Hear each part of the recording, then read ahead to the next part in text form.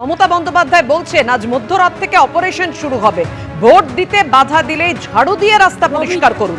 ভোটের মেশিন নিয়ে পরিকল্পনা করেছে BJP. Slow voting, slow counting, অনেককে গ্রেফতার করার চেষ্টা হবে, হুঁশিয়ারি দিলেন মমতা বন্দ্যোপাধ্যায়। ভোট দিতে বাধা দিলে জগন্নাথ দেবের রথ টানতে গেলে সোনার ঝাড়ু দিয়ে আগে রাস্তা পরিষ্কার করে। আপনারাও একটা করে খিলের ঝাড়ু রেখে দেবেন, রাস্তা পরিষ্কার করবেন। রাস্তা ঝাড়ু দিতে দিতে পরিষ্কার করতে করতে যাবেন, ভোট বাক্সে পৌঁছে দেবেন। দুটো কাজই হবে, পরিষ্কারও হবে, অধিকার রক্ষাও হবে।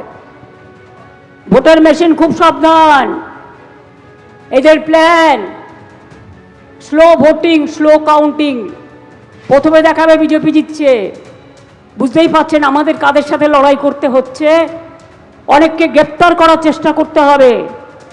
টেক কেয়ার, বুদ্ধি খরচ করে কাজ করুন। আজকে মধ্যরাত থেকে অপারেশন শুরু হবে আমি শুনেছি, খবর আমরাও পাই।